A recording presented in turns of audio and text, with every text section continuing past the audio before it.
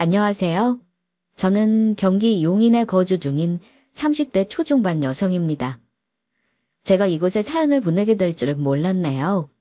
사실 저는 얼마 전에 결혼을 약속한 남자친구와 파혼했습니다. 제 잘못으로 파혼한 건 아니고 예비 시부모가 믿고 걸러야 할 사람들이라 단칼에 손절했어요.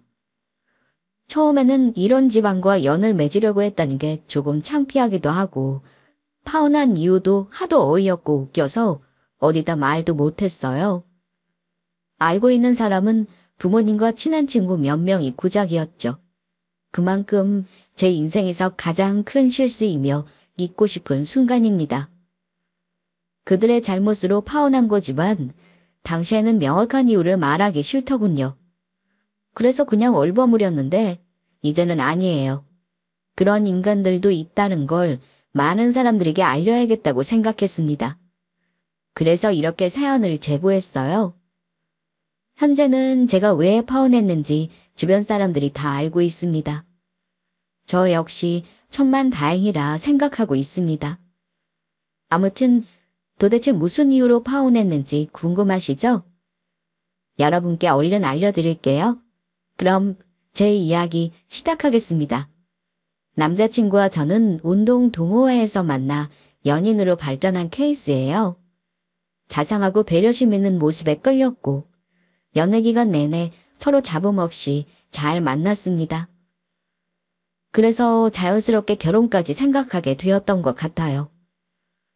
전반적으로 남자친구의 모든 부분이 마음에 들었지만 가장 좋았던 건 예의 바르고 저를 소중하게 생각해 준다는 거였습니다.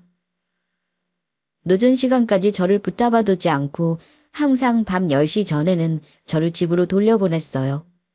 오히려 저는 남자친구와 더 있고 싶고 가끔은 같이 여행도 가고 싶었는데 남자친구는 절대 안 된다며 난리치기 일쑤였어요.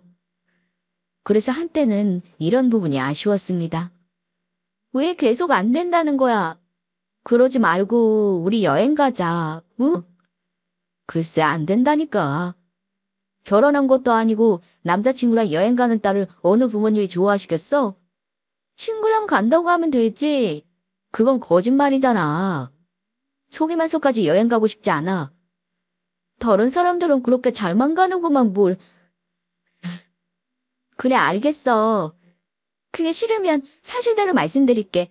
그럼 됐지. 그것도 싫어. 왜? 사실대로 말씀드리고 여행 허락 받아오겠다니까. 결혼도 안 했는데 여행 다니고 그러면 날 안 좋게 보실 거 아니야. 괜히 점수 깎이고 싶지 않아. 남자친구의 생각은 절대적으로 단호했어요. 결혼 전에 외박은 없다라는 주의였습니다.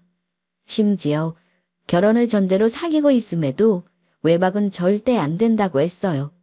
무조건 결혼하고 나서 가능하다고 했습니다.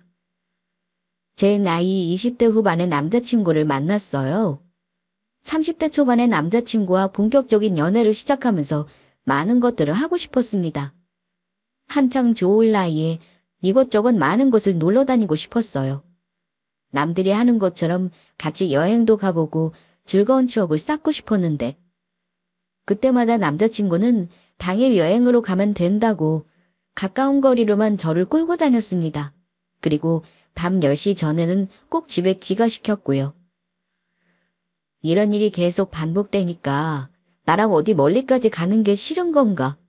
외박하면 큰일이라도 나나 별의별 생각이 들더군요. 혹시 가정 있는 남자인가 싶기도 하고 진짜 말도 안 되는 오해까지 하게 됐습니다. 그래서 이 일로 진지하게 이야기를 나누게 됐는데 남자친구가 말도 안 되는 오해라면서 웃어넘기더군요. 하하하하 하하하 무슨 말도 안 되는 그런 생각을 해. 진짜 내가 가정 있는 남자인 줄 오해한 거야? 외박은 절대 안 되고 무조건 10시 전에 집에 들여보내니까 그렇지. 보통 남자들은 안 그렇잖아. 여자친구랑 더 같이 있으려고 한다던데 넌 그런 적이 없으니까 혹시 가정 있는 게 아닌가 싶었지. 그런 거 아니야. 뭐 어떻게 동사무소라도 가서 등본이라도 떼어볼래? 가족관계서 보여주면 오해 풀겠어? 아니 뭐 그렇게까지. 네가 아니면 아닌 거지 뭐. 괜한 오해하게 해서 미안해. 그런데 네가 생각하는 그런 거 아니야. 단지 우리 집이 조금 엄해서 나도 모르게 그게 습관이 됐나 봐. 우리 부모님께서 워낙 법도와 예의를 중요하게 생각하시는 분들이라 그렇게 배우고 자랐거든. 그래서 어느 순간 나도 그렇게 됐네. 나중에 우리 집에 인사하러 오면 알 거야. 아무리 우리가 결혼을 전제로 만나고 있다고 해도 조심해야 할 건 조심해야 한다고 생각해. 예비 장인 장모님께도 책임감 있는 모습 보여드리고 싶어. 나는 사랑하는 만큼 더욱더 소중하게 대하고 싶은 마음이거든. 여행은 나중에 결혼해서 실컷 다니자. 알겠지? 30살이 많은 것 같아도 20대에서 막 30대로 접어든 나이잖아요. 따지고 보면 그렇게 많은 나이도 아니더군요. 젊은 나이에 철도 없고 마냥 사랑이 제일 중요하다고 생각했는데 남자친구를 만나면서 많은 생각이 들게 됐습니다.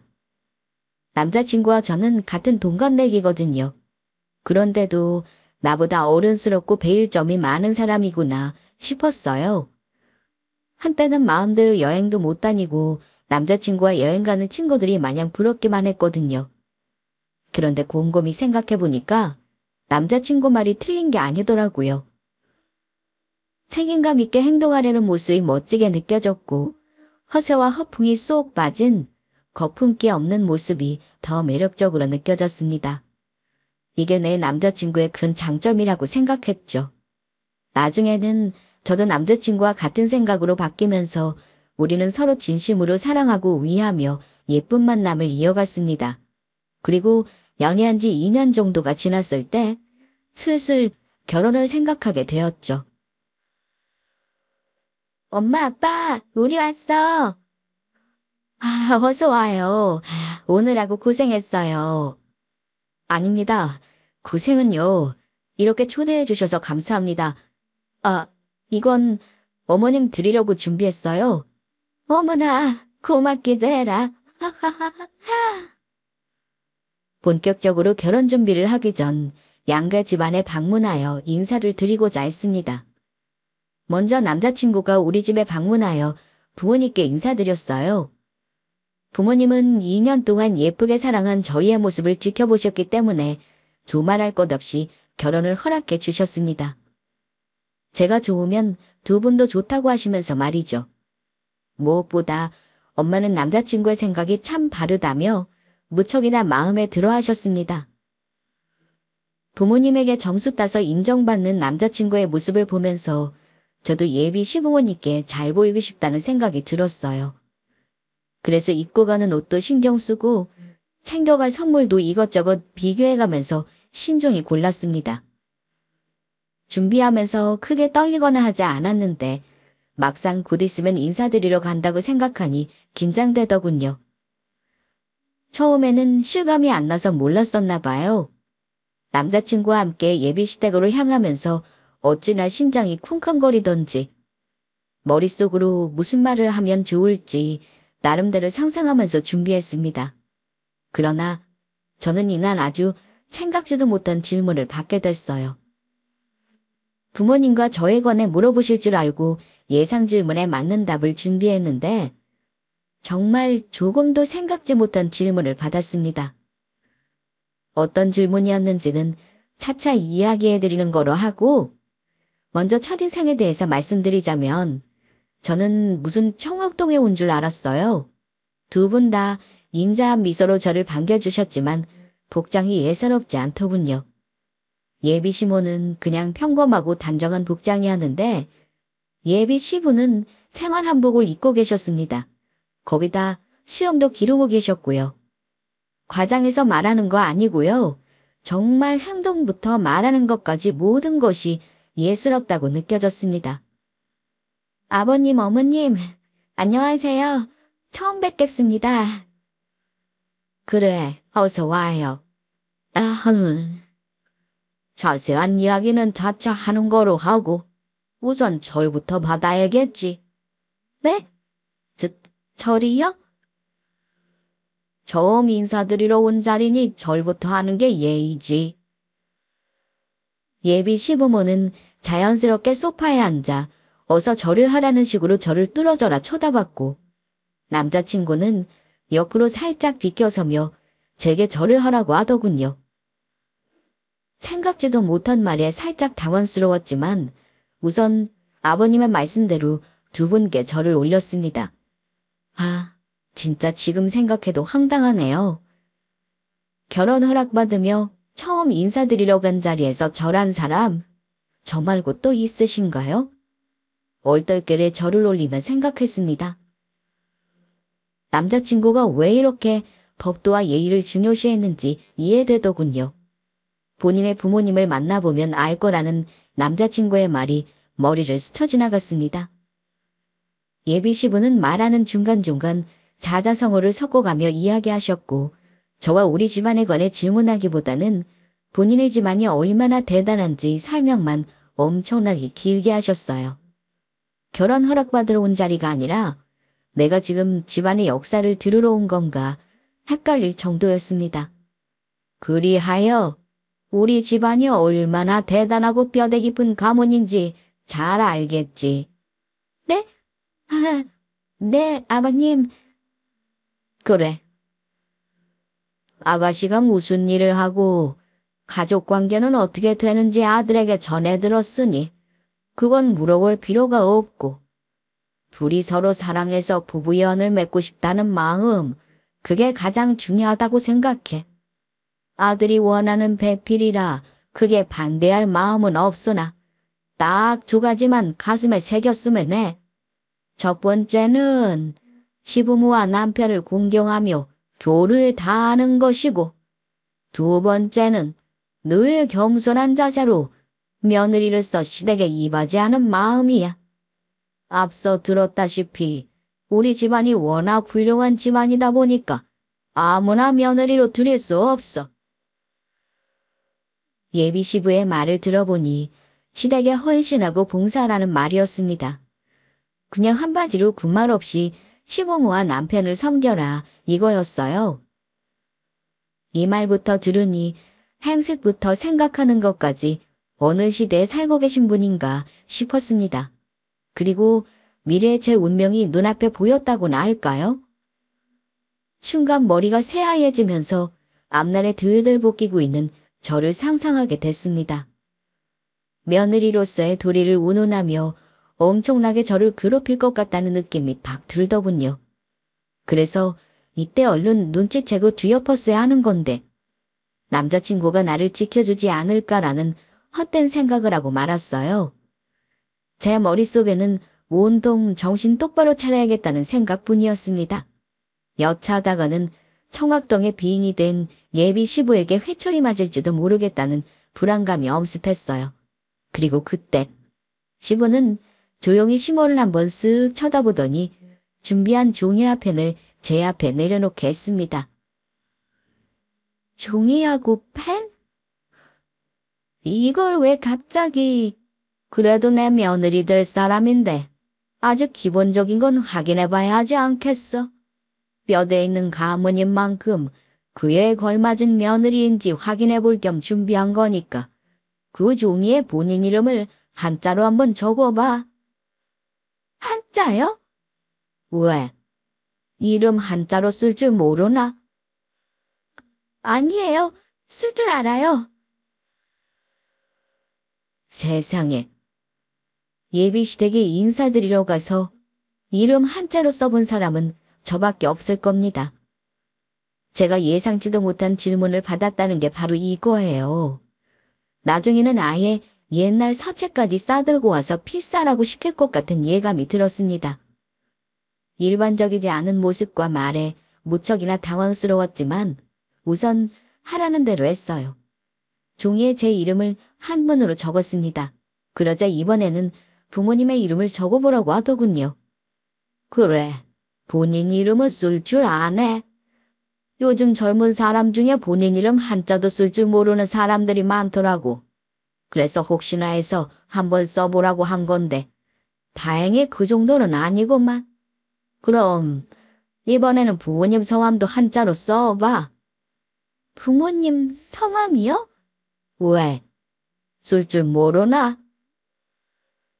뭐, 평소 한자에 관심이 많아 잘 읽히는 사람이라면 부모님의 성함도 문제없이 한자로 쓸 수 있겠죠. 그러나 보통은 모르지 않나요? 서류상으로 몇 번 본 게 고작인데 제가 그걸 어떻게 알겠어요? 성을 쓸 수 있다고 쳐도 이름은 뭐였는지 정확하게 기억이 잘 안 나더군요. 그래서 한자로 이름을 다 쓰지 못하고 조금 멈칫했어요. 아는 건 잘 썼는데 나머지 두 개를 뭐였는지 도저히 생각나지 않았습니다.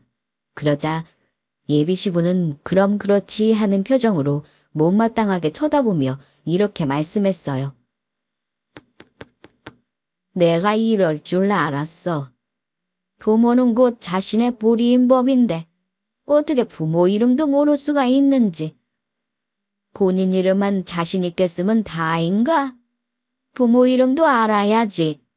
이건 아주 기본 중에 기본인데 이걸로 어쩌면 좋을꼬.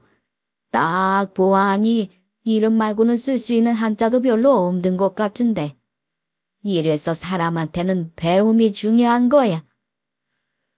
부모님께서 이런 기본적인 것도 안 가르치신 모양이구만. 예비 시모는 저를 한심하다는 표정으로 바라보며 혀를 찼습니다. 그 모습을 보니 내가 뭐 대단한 잘못이라도 한 건가 기분이 상하더군요. 저뿐만 아니라 대부분의 사람이 잘 모를 거라고 생각해요. 다들 한자 이름 말고 한글로 된 이름을 사용하잖아요. 결혼하는데 한자 이름이 크게 중요한 것도 아닌데 왜 이러는지 너무 어이가 없었습니다. 그렇게 중요한 것도 아닌데 괜한 걸로 무시당한 것 같아서 기분이 나빴어요.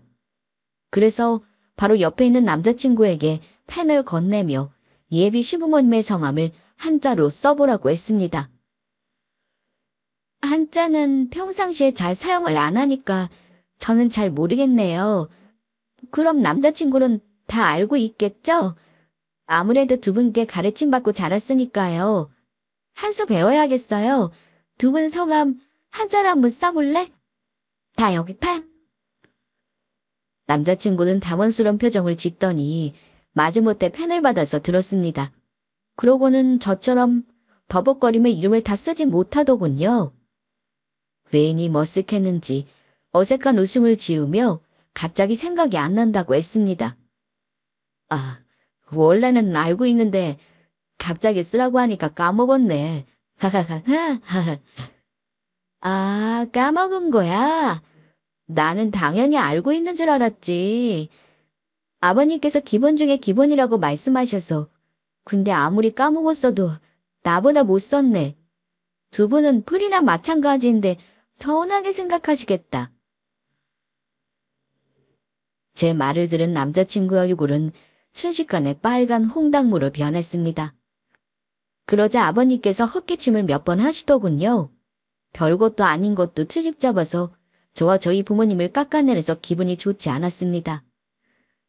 기본 중에 기본이라고 하더니 본인 아들은 저보다 더 못 썼어요. 누가 누구한테 뭐라고 하는지 참 어이가 없더군요. 그래서 저는 본인 아들이나 잘 가르치라는 식으로 예의 있게 돌려 말했습니다. 그랬더니 갑자기 그게 크게 중요한 게 아니라면서 말을 바꾸더군요. 아무래도 한자보다는 한글 이름이 많이 사용하니까 헷갈릴 수도 있지. 그래도 본인 이름 쓸 수 있는 게 어디야. 뭐 이건 그렇게 중요한 게 아니고 가장 중요한 건 본관이지. 우리가 누구인가 그걸 아느냐 모르냐가 중요한 거지. 그래, 우리 집안의 본관이 어디인지 알고 있나? 네? 아니요, 그건 모르겠는데요. 어허이, 어떻게 결혼할 남자의 본관도 모를 수가 있나? 그래, 한자 이름은 헷갈릴 수 있다고 쳐도 본관은 알아야지. 우리 집에 인사드리러 오면서 그런 것도 안 알아보고 왔단 말이야. 이거 아주 기본도 안 되어 있구만. 시부는 또 괜한 트집을 잡으면서 저를 깎아내렸습니다. 결혼 허락받으려고 인사드리러 온 자리이고 처음 뵙는 거다 보니 나름대로 예의 있게 행동하려고 노력했어요. 그러나 되지도 않는 트집을 잡아대니까 마냥 참기가 쉽지 않았습니다. 그래서 어디 네 아들은 얼마나 잘하나 한번 보자 하는 마음으로 남자친구에게 우리 집 본관을 물어봤습니다. 그러자 남자친구는 어떻게 아냐는 표정으로 저를 쳐다봤고 아무런 말도 하지 못했어요. 아버님 아들도 저희 집 본관이 어디인지 모르는 것 같은데요. 어떡해요? 저랑 똑같이 기본도 안 되어 있네요. 어떻게 이걸 모르시냐는 식으로 말씀하시길래 당연히 남자친구는 알고 있을 줄 알았거든요. 밖에서 큰일 하는 놈인데 저가 본관은 뭐처럼 알아야 해? 이런 건 여자가 알아야 하는 법이다. 아까부터 내가 한 질문을 왜 우리 아들한테 똑같이 하고 난리야? 너처럼 모른다고 무시해도 되는 듯 싶어? 옛날부터 남자랑 여자는 하는 일 자체가 달랐어. 남자가 알아야 할 게 있고 여자가 알아야 할 게 있는 거야. 여자는 시집오면 이 집 귀신으로 죽는 거다. 출가 외인이란 말 못 들어봤어. 공간이건 뭐건 시집오는 여자 쪽에서 알아야지. 그리고 어디 주는 똑바로 두고 어른한테 말대꾸야. 너희 집에서는 어른 말씀에 말대꾸하라고 가르치셨냐? 시부는 본인 아들이 우리 집 본관 같은 건 알 필요도 없다면서 괜한 성질을 내기 시작했습니다. 진짜 기가 막히고 코가 막힐 노릇이죠. 제가 정말 버릇이 없이 굴었다면 이런 상황을 이해하겠어요. 그러나 저는 잘못한 게 없습니다. 나도 모르는 거 당신 아들도 모른다고 똑같이 알려준 것밖에 없어요. 괜히 민망해서 저한테 말대꾸한다고 화를 내는데 이런 사람을 시아버지로 모셔야 하는 건가? 눈앞이 아득하더군요. 그래도 이때까지는 결혼을 얻겠다고 결정한 게 아니어서 최대한 예의 있게 말씀드리고 나가야겠다고 생각했습니다. 말대꾸한 게 아니라 아버님 말씀에 제 생각을 보탠 것 뿐이에요. 이것도 말대꾸라고 생각하시겠죠? 예의 없게 느끼셨다면 죄송합니다. 가만히 입 꾹 붙이고 있는 것보다는 말씀드리는 게 오해도 안 쌓이고 좋을 거라 생각했어요. 인사드리러 왔는데 아버님 기분만 상하게 해드렸네요. 죄송합니다. 저는 이만 일어나 보겠습니다. 저 보르장머리 없는 것 좀 보게. 어른이 가란 말도 안 했는데 어디 마음대로 일어나? 이미 저는 예비 시부에게 단단히 미운 털이 박혔습니다. 뭘 해도 좋게 안 본다는 걸 알았어요. 있어봤자 괜한 트집에 시달릴 것만 같아서 그냥 죄송하다는 말과 함께 정중히 인사드리고 집을 나왔습니다. 그러자 남자친구가 저를 따라와서 이게 무슨 예의 없는 짓이냐면서 화를 내더군요. 이게 지금 뭐 하는 짓이야? 그냥 이렇게 나오면 어떡해? 그럼 계속 말도 안 되는 트집 잡혀가면서 죄송하다고 해야 해. 뭐? 그렇잖아. 결혼 허락받으려고 인사드리러 간 자리에서 부모님 성함 한자로 써보라고 하고 본인 집안 본관이 어디냐고 물어보는 게 일반적인 거야? 처음부터 대뜸 절하라고 할 때부터 뭔가 이상하다 싶었어. 그래도 예의를 중요시 생각한다고 하셨으니까 좋게 생각하고 넘어갔어. 그런데 이건 아니지. 한자 이름 모르고 너희 집 본관 모르는 게 그렇게 무시당할 일이니? 나만 모르는 게 아니라 너도 모르면서 왜 나한테만 뭐라고 하냐고. 난 결혼하면서 한자 이름이랑 본관이 이렇게 중요한 건지 몰랐어. 중요하니까 물어보신 거겠지.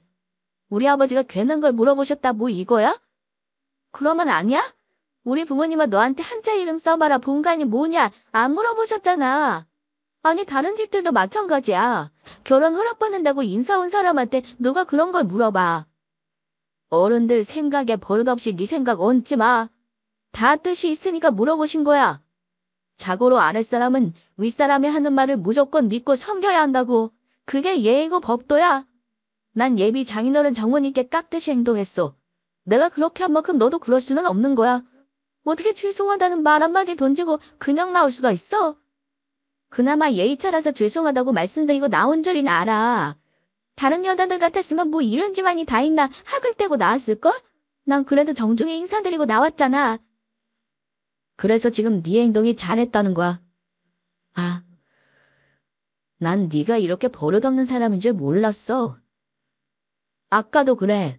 아버지가 너한테 물어보신 걸 왜 나한테 똑같이 물어봐? 갑자기 나한테 한자 이름 써보라고 하질 않나? 본 건 아냐고 물어보질 않나? 왜 그런 건데? 나도 너처럼 똑같이 모른다. 무시하고 싶었어?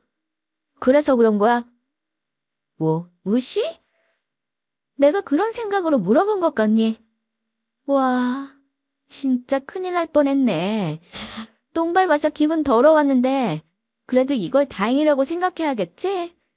모르고 결혼해서 고생하는 것보다 이렇게 결혼 전에 알게 됐으니 얼마나 천만다행이야? 솔직히 너희 부모님 무슨 청학돈생 일하시는 분들인 줄 알았어. 지금 시대가 어느 때인데 혼자서 조선시대에 살고 계시는구나 했어.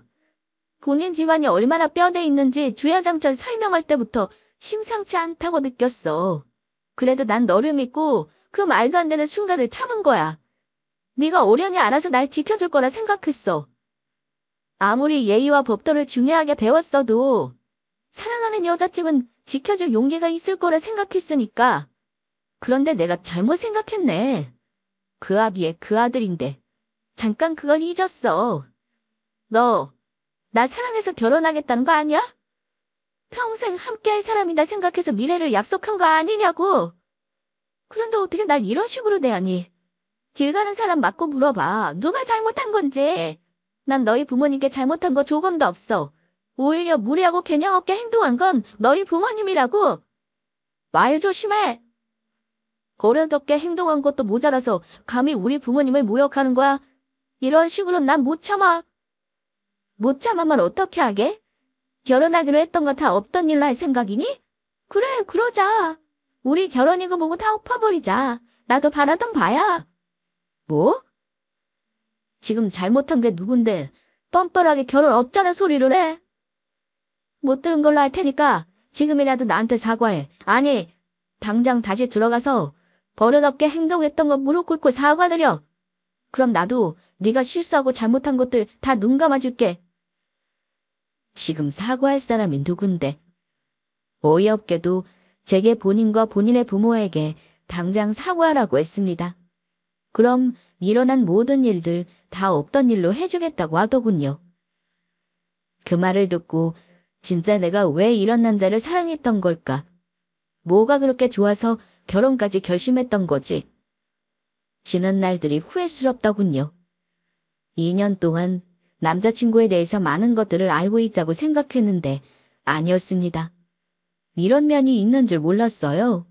몰랐는데 남자친구의 아버지를 만나고 나니 알겠더군요. 남자친구가 누굴 쏙 빼다 닮았는지. 지금은 결혼 전이니까 이 정도지. 결혼하고 나면 제 아버지처럼 저를 숨막히게 할 사람이라는 걸 깨달았습니다.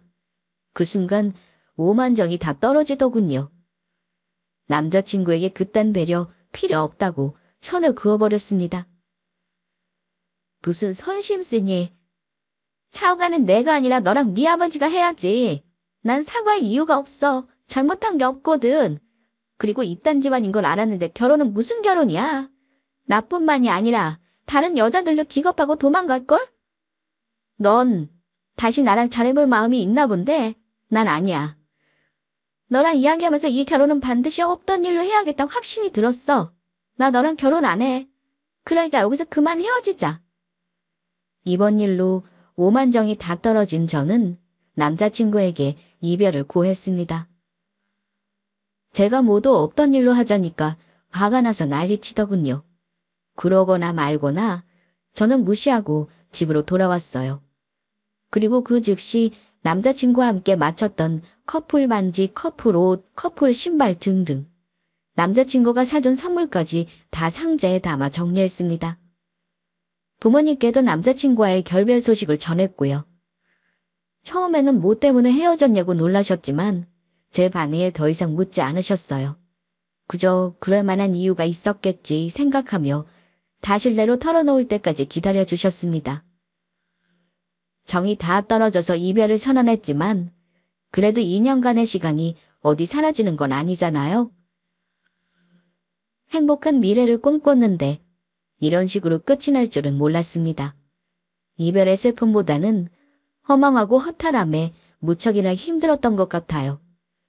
남자친구 역시 저처럼 힘든 시간을 보낸 듯 했습니다. 처음에는 본인도 자존심이 있어서 마음대로 하라며 연락 한 통 없었어요. 그러다가 시간이 흐를수록 이건 아니다 싶었는지 수척해진 몰골로 저를 찾아와 매달리기 시작했습니다. 너 정말 나랑 헤어질 수 있어? 우리가 함께한 시간들 다 잊을 수 있냔 말이야. 그냥 미안하다고 잘못했다고 말하면 다 끝나는데 왜 이렇게 사람이 독해? 왜 쓸데없는 자존심을 부리냐고. 나 사랑한 거 아니었어? 사랑하면 져줄 줄도 알아야지. 어떻게 우리 부모님까지 이 길 얻으냐. 지금 이게 뭐 하자는 거야. 우리 다 끝난 거 아니었어. 갑자기 찾아와서 왜 이러는 건데. 난 너랑 더 이상 할 말 없으니까 이만 돌아가. 보고 싶어서 왔어. 난 이런 식으로 너와 헤어지고 싶지 않아. 내가 널 얼마나 사랑하는지 이번에 뼈저리게 느꼈어. 그러니까 우리 다시 잘해보자. 부모님께는 내가 잘 말씀드릴게. 그냥 눈 딱 감고 죄송하다고 한마디만 해. 그럼 용서해 주실 거야. 내가 뭘 죄송해. 넌 말귀를 못 알아듣니? 분명히 말했잖아. 난 잘못한 게 없다고. 오히려 내가 사과를 받아야 할 상황인데 누구더러 사과를 하라는 거야? 그냥 조금 져주면 안 돼? 기꺼이 우리 부모님을 이겨먹어야겠어? 사랑하면 져준다는데 왜 넌 그러지를 못해? 겨우 이거야? 이렇게 쉽게 끝낼 만큼 날 향한 마음이 이것밖에 안 되냐고? 겨우 이 정도라서 헤어지는 게 아니라 정신 차려서 우리 관계를 끝내는 거야. 정말 모르겠어? 너희 집안에 시집가는 여자들 숨막혀 죽을 거라니까? 너희 부모님, 특히 너희 아버지.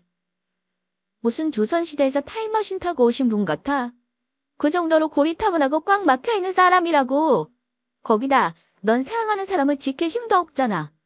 그저 부모님 말씀에 네네 무서워서 말대꾸나 제대로 하겠냐고. 그런 너를 뭘 믿고 결혼하니? 보나마나 내 운명은 뻔한데? 내가 잘하면 되잖아. 다른 건 내가 다 양보할 테니까 우리 부모님 문제는 네가 양보해주면 안 돼. 막말로 어른 이겨먹어서 좋을 게 뭐 있어. 어른한테 예의 있게 행동해야 되는 거잖아. 우리나라는 효를 중시하는 나라라고. 제발 우리 이렇게 끝내지 말자. 나 너랑 못 헤어지겠어.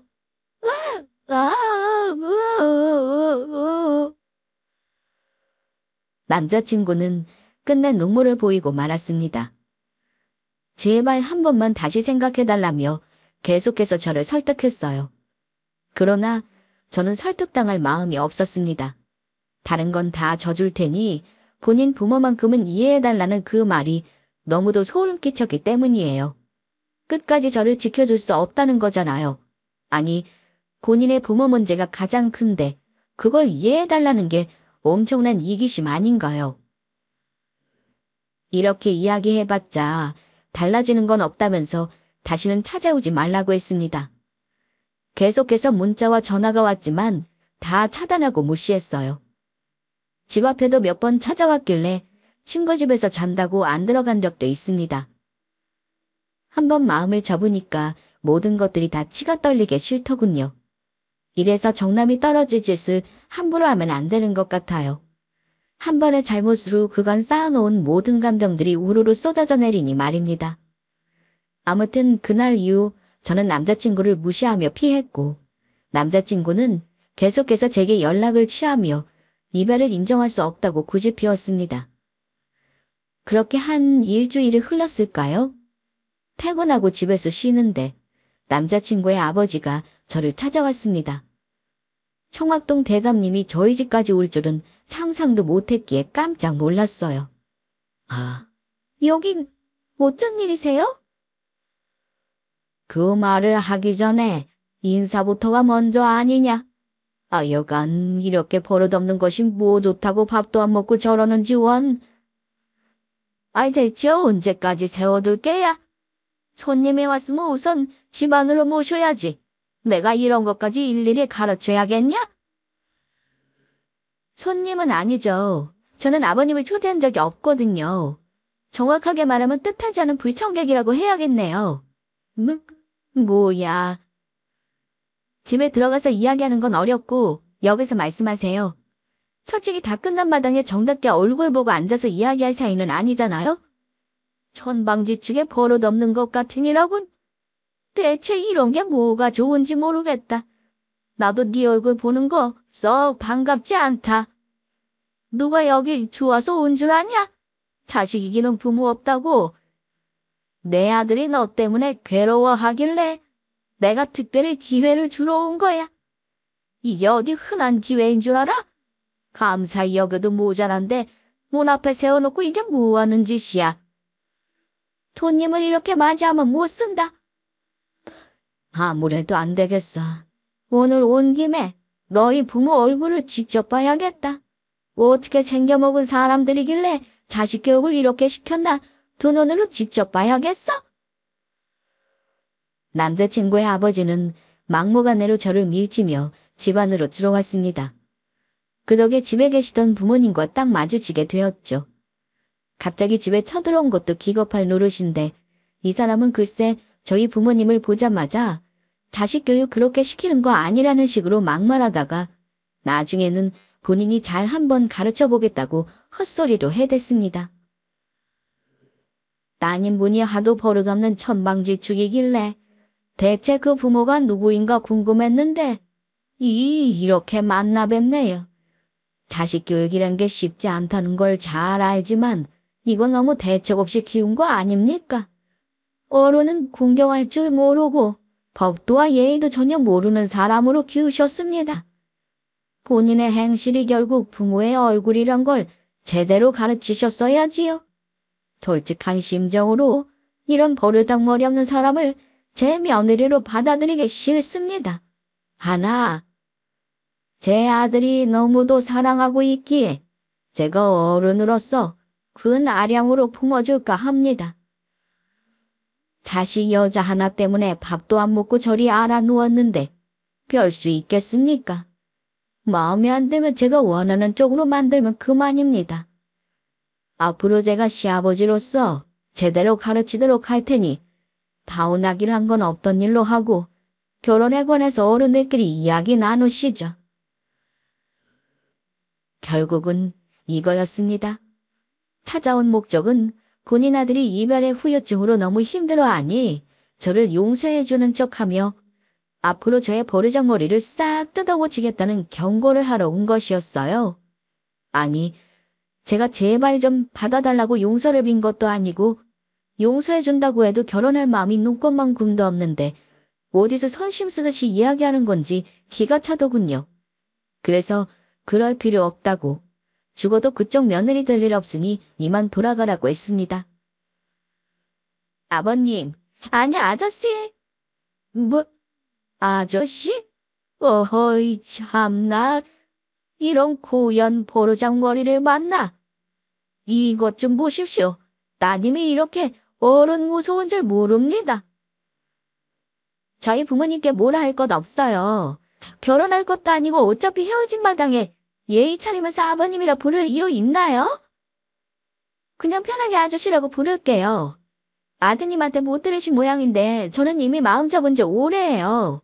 아저씨처럼 현대를 살지 않고 조선에 머물러 계신 분을 시어머님으로 모시고 살 생각에 전혀 없습니다. 그러니 용서고 뭐고 안 하셔도 돼요. 그리고 저는 걱정하실 정도로 예의 없는 사람 아닙니다. 저희 부모님 나름대로 자식 농사 잘하셨어요. 학창시절 사춘기를 힘들게 해드린 적 없고 부모님 말씀 잘 들으면서 공부 열심히 하고 착하게 컸어요.